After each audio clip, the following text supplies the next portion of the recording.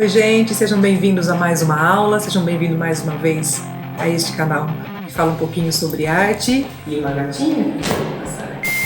Oi gente, e aí pessoas, sejam bem-vindos mais uma vez ao nosso canal. Vamos falar aí mais um pouquinho de arte, vamos falar de mais um movimento artístico. Hoje eu gostaria primeiro de agradecer a todo mundo aí que vem entrando no canal, todos os meus alunos, ex-alunos, conhecidos, amigos, aqueles que gostam de arte também e entram aí no nosso canal e acabam gostando das aulas e acessando. Então, para quem ainda não se inscreveu, inscreva-se aí no canal para poder receber aí as notificações, ativa o sininho lá para receber as notificações dos nossos vídeos. Se gostar do vídeo, curte aí também. Se tiver dúvida, deixe seu comentário que eu vou respondendo, eu tento responder a todos o mais rápido possível, e é isso aí. Hoje minha camiseta, inspiração aqui na aula de hoje, vamos ver quem já consegue adivinhar qual vai ser o nosso movimento artístico de hoje. Um movimento artístico, cultural, científico, que foi uma grande revolução aí na história da arte.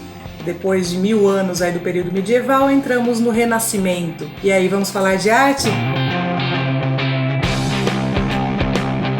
Então, como eu disse ali no comecinho, o Renascimento foi um período que veio após a Idade Média. Então, depois de 1000 anos aí de período medieval, nós tivemos um século do período renascentista, do Renascimento. O Renascimento, ele ocorreu desde o início, bem do comecinho, as primeiras décadas ali do século XV, e foi até o final do século XVI.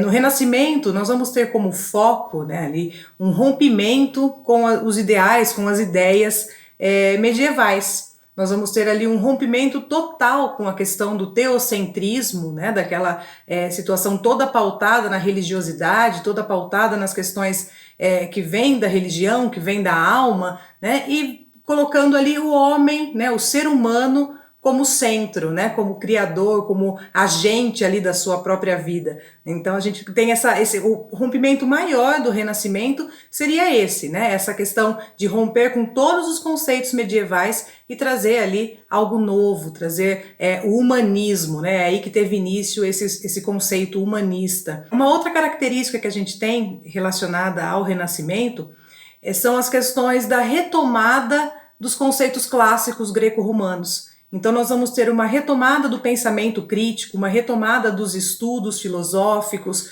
nós vamos ter uma retomada de estudos científicos. Então tudo isso que foi meio que deixado de lado durante o período medieval, não totalmente, claro, mas que teve ali sim, uma certa redução dessas pesquisas, desses estudos, retorna no Renascimento. Por isso o nome, de renascer, de trazer de volta. Uma outra característica que a gente tem do Renascimento também é a questão de que antes o clero é quem financiava todas as obras de arte. Na Idade Média, o grande financiador artístico era o clero, era a igreja. Já no Renascimento, nós vamos ter, além do clero, os mecenas. Então quem que eram os mecenas? Os mecenas eram ricos comerciantes, que acabaram financiando as artes, os artistas, eles patrocinavam, eles apadrinhavam esses artistas, não só financeiramente, mas também levando esses artistas ali para serem apresentados dentro da alta sociedade, dentro das cortes, e esse artista passava ali a ser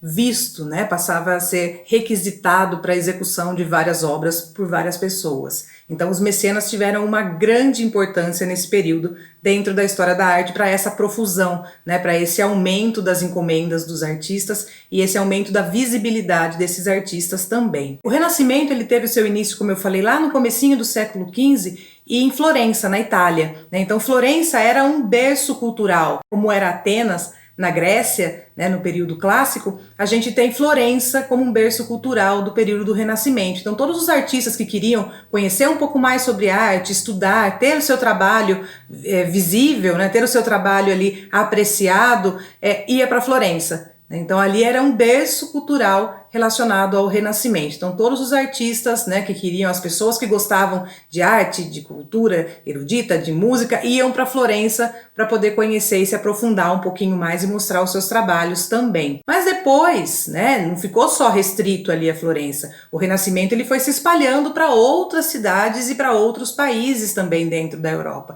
Então outras cidades italianas e outros países, né? Mais lá para o final do século XV, a gente vai ter uma grande diversificação do Renascimento em vários países, incluindo os países do norte europeu, onde nós vamos ter ali um renascimento um pouco diferente, que vai ser assunto para um outro vídeo. A gente vai falar um pouquinho sobre o Renascimento do Norte, ou Renascimento Setentrional, em um outro vídeo, porque tem obras grandiosas e o estilo é bem diferente. Nem parece que a gente está falando do mesmo período artístico. Então a gente tem o Renascimento italiano, e depois temos também o Renascimento do Norte Europeu, onde a gente vai ter características muito diversas aí dentro das obras. Quando eu falei ali no início, né, essa questão do humanismo, do homem como centro, dessa retomada do período clássico greco-romano, a gente percebe realmente que passa-se a ter um grande estudo em relação à humanidade. Então são descobertas científicas, são descobertas filosóficas, são pensamentos que vão sendo mais elaborados, né? E na arte a gente percebe ali um grande empenho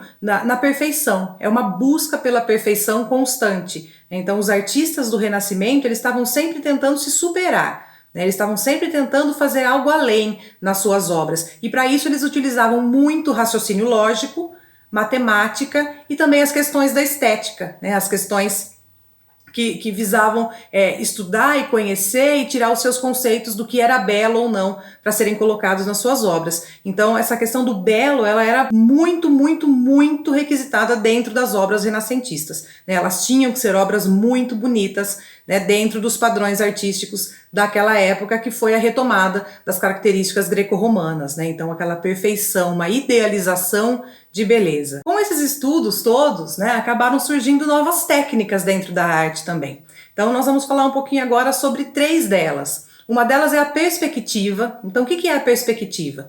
É quando a gente pega uma superfície bidimensional e dá a ela uma conotação tridimensional. A gente passa a ter a ilusão de ótica de que daquela superfície que é bidimensional se tornou algo tridimensional.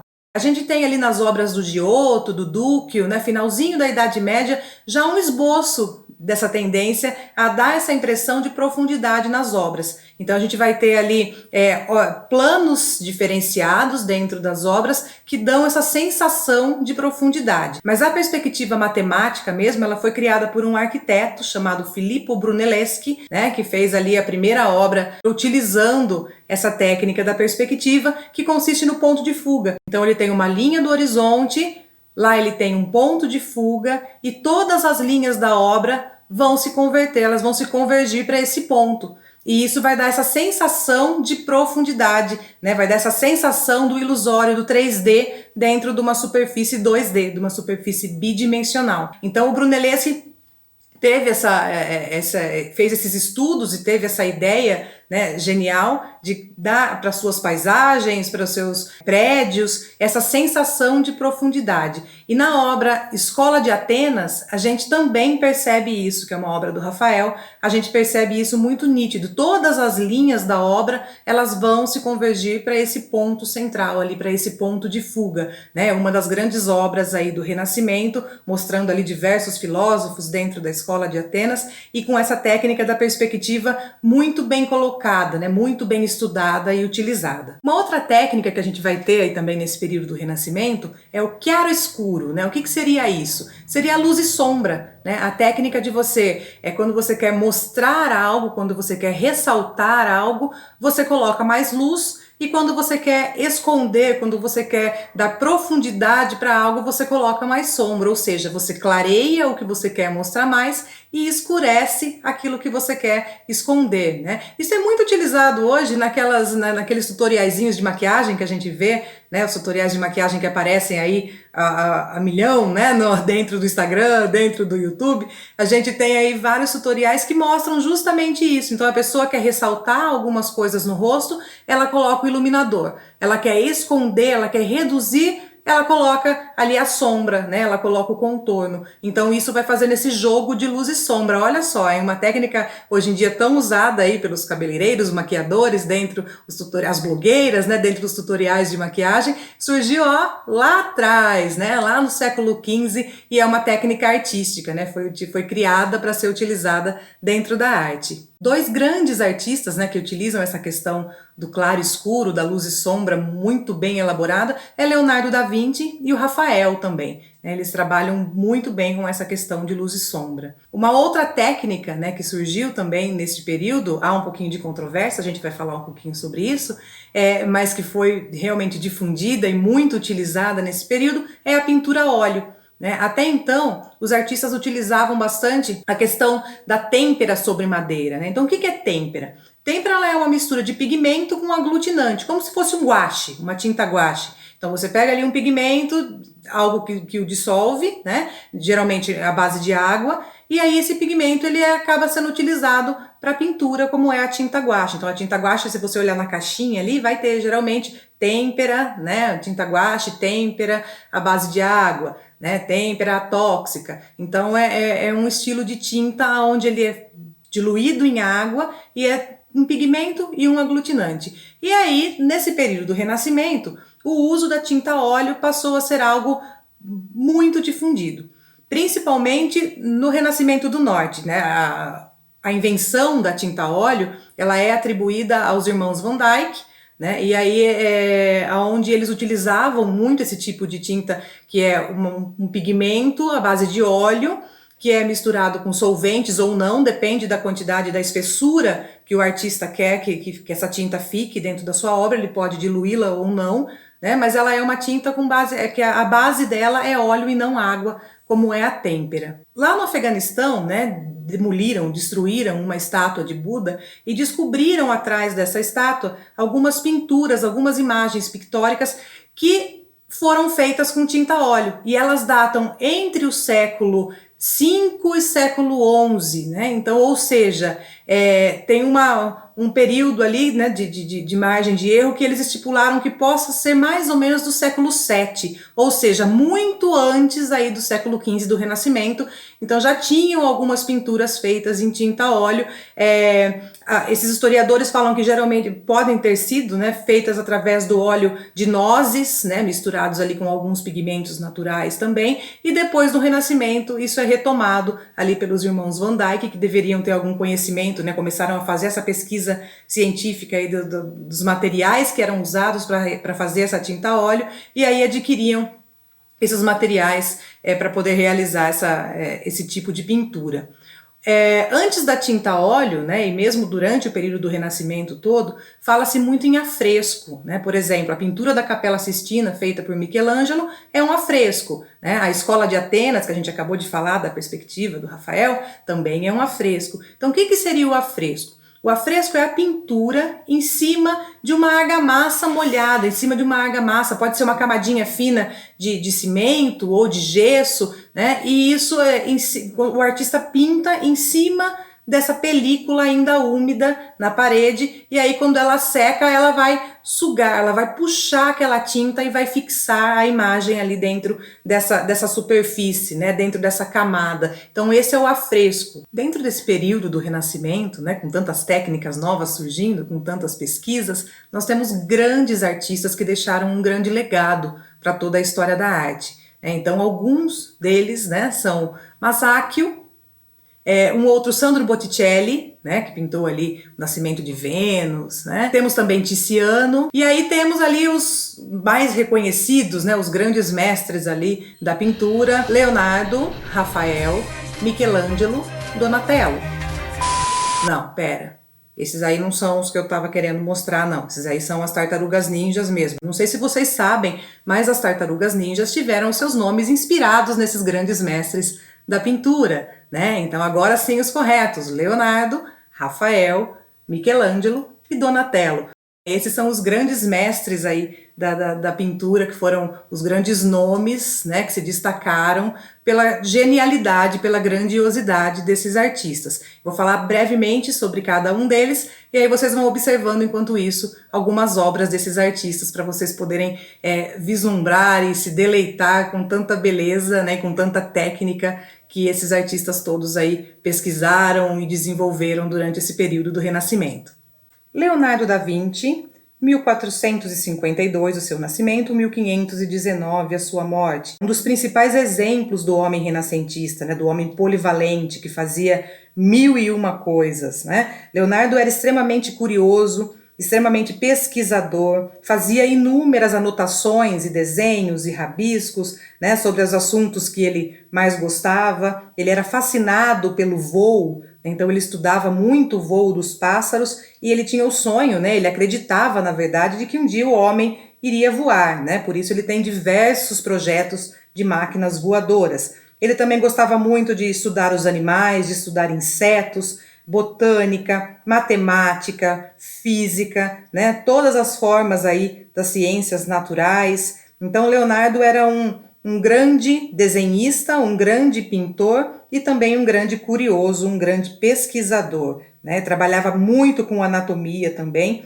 e era um grande gênio ali dentro do uso do claro e escuro, né? Ele teve ali um grande destaque da luz e sombra dentro das suas obras. Michelangelo Buonarroti, né? Outro grande gênio do período renascentista, 1475, seu nascimento, sua morte em 1564, foi um grande pintor e escultor deste período, e ele possuía uma base muito sólida nos seus estudos do desenho, da pintura e da escultura. Ele era chamado de o Divino Michelangelo, porque as suas obras eram de uma grande criatividade e de um domínio de técnicas muito grande. Entre o ano de 1508 e 1512, ele trabalhou na pintura da Capela Sistina, no Vaticano. São afrescos, né, que contam toda a história ali do Velho Testamento, e é dessa época, dessas pinturas, que saiu essa obra tão famosa que é o Nascimento de Adão. Eu mostrei para vocês ali a criação do meu gatinho ali no início do vídeo, né? Então nós temos aí a criação de Adão dentro de uma das obras mais famosas ali do Michelangelo na pintura. Ele se destacou muito na escultura também. Temos aí o Davi, a Pietà, mas nós vamos falar um pouquinho mais de Michelangelo num outro vídeo, quando a gente falar um pouquinho da evolução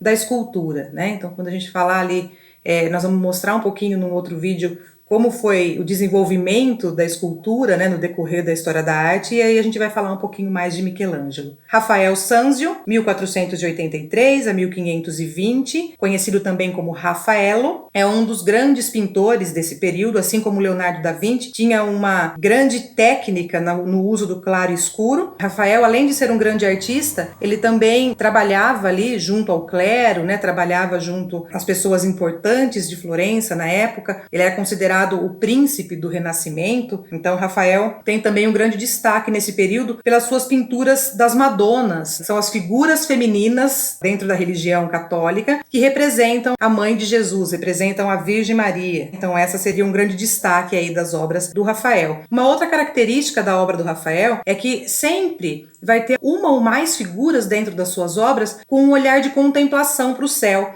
Então elas geralmente têm um olhar ali como se estivessem adorando ou agradecendo. Então é um olhar em direção ao céu, que vai estar mostrando um pouquinho como se fosse uma gratidão, uma oração, né? Um olhar de pedido ali aos céus. Então sempre vão ter figuras nas obras do Rafael que têm essa característica do olhar aos céus. Então vamos falar um pouquinho também de Donatello, teve seu nascimento em 1385 e sua morte em 1466. Um dos maiores escultores do período renascentista, porque ele era um grande observador tanto da figura humana quanto da natureza, né? Ele pesquisava muito sobre a natureza e sobre a figura humana, e com isso as suas figuras tinham um contorno muito bem feito. Ele trabalhava com uma técnica muito apurada no contorno das suas esculturas e também na expressividade das peças que ele produzia, né? Das imagens que ele criava, que ele fazia. Então Donatello é um dos grandes nomes dentro da escultura renascentista também.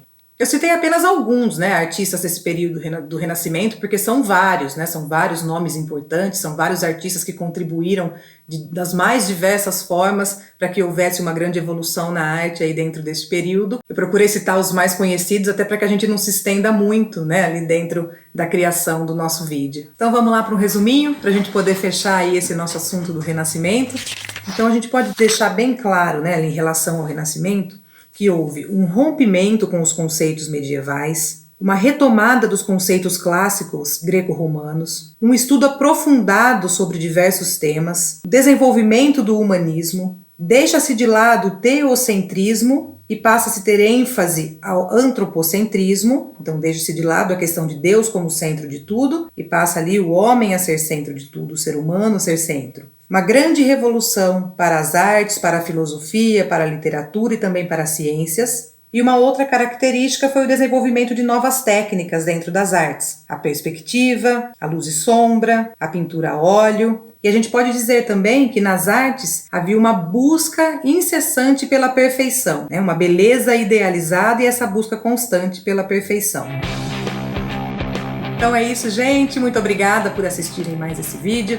Quem gostou, daí o seu joinha, né? Espero que vocês tenham aprendido um pouquinho mais sobre esse período renascentista. Quem tiver aí interesse, dá uma pesquisada, entra ali no Google, pesquisa sobre os artistas, né? Pesquisa mais sobre as técnicas, sobre os períodos, sobre tudo o que aconteceu aí dentro, né, do Renascimento, que é um período muito, muito importante dentro não só da história da arte, mas de toda a história da humanidade também. Um beijo para vocês e até o próximo!